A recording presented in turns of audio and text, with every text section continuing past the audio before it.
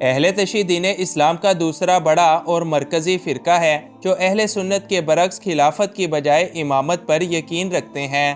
یہی وجہ ہے کہ اہل تشیع حضرات کے ہاں 12 مقدس امام موجود ہیں۔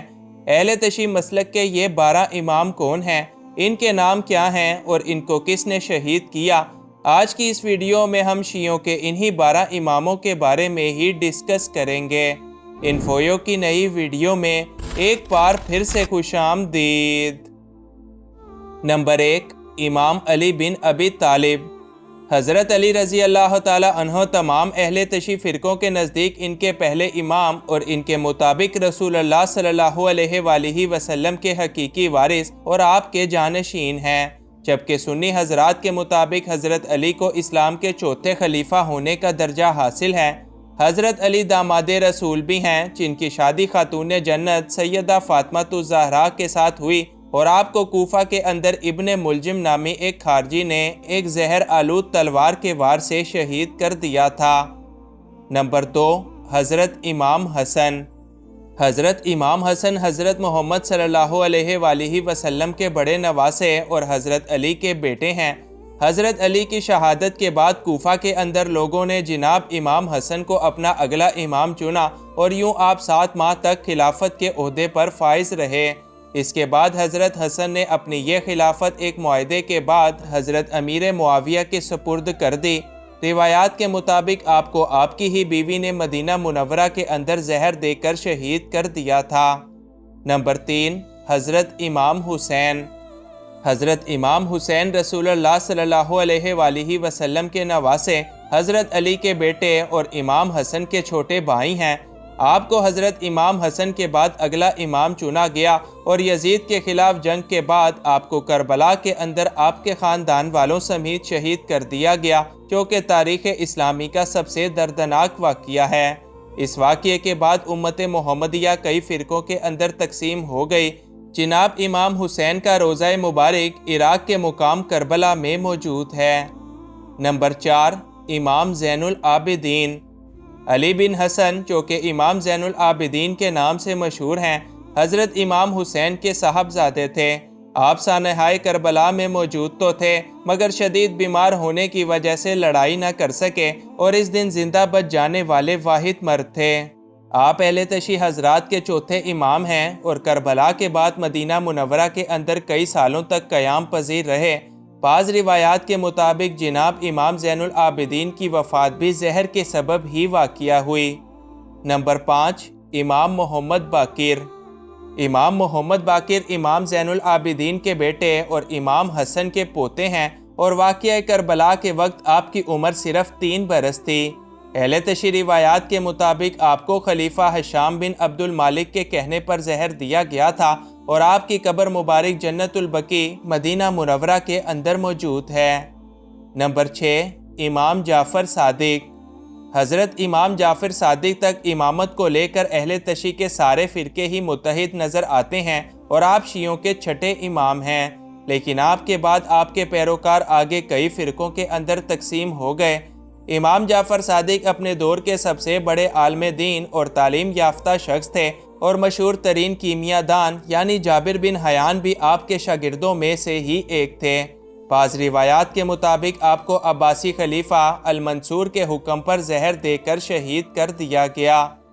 نمبر 7، امام موسیٰ کاظم۔ حضرت امام جعفر صادق کی وفات کے بعد ان کی خواہش پر امام موسیٰ کاظم نے آگے امامت کا منصب سنبھالا۔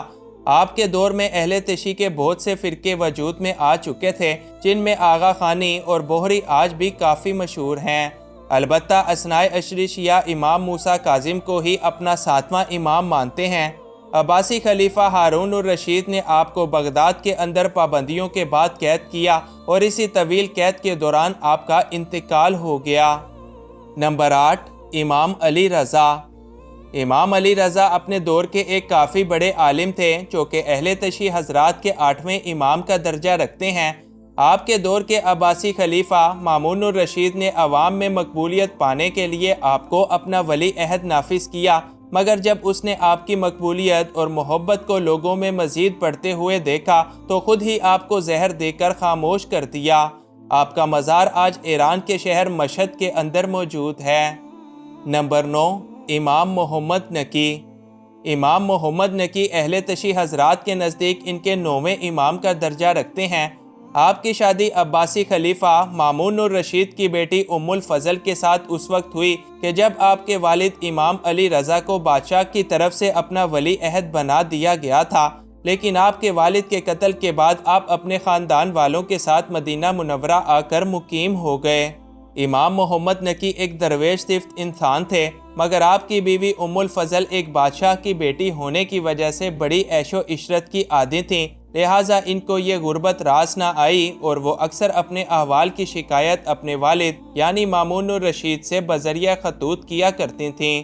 بادشاہ مامون الرشید نے تو ان خطوط پر کوئی خاص رد عمل ظاہر نہ کیا، مگر روایات کے مطابق ان کے بعد بننے والے خلیفہ المعتصم نے امام محمد نقی کو انہی کے بیوی کے ہاتھوں زہر دے کر شہید کروا دیا۔ نمبر 10، امام علی نقی۔ امام علی نقی امام محمد نقی کے فرزند اور اہل تشیع کے 10ویں امام ہیں۔ آپ نے اپنی زندگی کے اندر کئی مشکلات اور پریشانیاں برداشت کیں اور اپنی امامت کا زیادہ تر حصہ عباسی خلیفاؤں کی نظر بندیوں کے اندر ہی گزار دیا، لہٰذا انہی نظر بندیوں کے دوران عراق کے شہر سامرا میں آپ کا ایک دن انتقال ہو گیا۔ امام علی نقی کی تدفین اسی گھر میں کی گئی جہاں آپ رہائش پذیر تھے، جو کہ آج مسجد العسکری کے نام سے مشہور ہے۔ نمبر 11، امام حسن عسکری۔ اہل تشیع حضرات کے 11ویں امام حسن عسکری ہیں۔ ان کی زندگی کا ایک بہت بڑا حصہ بھی اپنے والد علی نقی کی طرح عباسی خلیفہ المعتمد کی جانب سے لگائی گئی پابندیوں کے اندر ہی گزر گیا، کیونکہ آپ کے پیروکار کی بڑھتی تعداد سے اس وقت کے خلیفہ کافی پریشان رہا کرتے تھے۔ اہل تشیع مسلک کی بیشتر روایات کے مطابق امام حسن عسکری کو عباسی خلیفہ المعتمد کی جانب سے زہر دے کر قتل کر دیا گیا تھا۔ آپ کا مزار بھی آپ کے والد کے ہی ساتھ العسکری مسجد کے اندر موجود ہے۔ نمبر 12، امام محمد بن حسن۔ اہل تشیع حضرات کے نزدیک ان کے 12ویں امام امام محمد بن حسن ہیں، جن کو اہل تشیع امام مہدی کے نام سے بھی جانتے ہیں، لیکن یہاں پر اہل سنت اور اہل تشیع لوگوں کے درمیان ایک بہت بڑا اختلاف ہے۔ اہل سنت کے مطابق حضرت امام مہدی رسول اللہ صلی اللہ علیہ وآلہ وسلم کی بیٹی یعنی سیدہ فاطمہ اور حضرت علی رضی اللہ تعالی عنہ کی نسل میں سے ہوں گے، لیکن اہل سنت کے مطابق وہ اب تک پیدا نہیں ہوئے ہیں اور وہ پیدا ہو کر حضرت عیسیٰ علیہ السلام کے ساتھ مل کر کفار اور دجال کے خلاف جنگ لڑیں گے، جبکہ شیعہ عقائد کے مطابق ان کے امام محمد بن حسن ہی امام مہدی ہیں، جو کہ پیدا ہو چکے ہیں اور اس وقت غیبت الکبریٰ کی حالت میں ہیں اور آپ قیامت کے نزدیک اپنے آپ کو دنیا والوں کے سامنے ظاہر کریں گے۔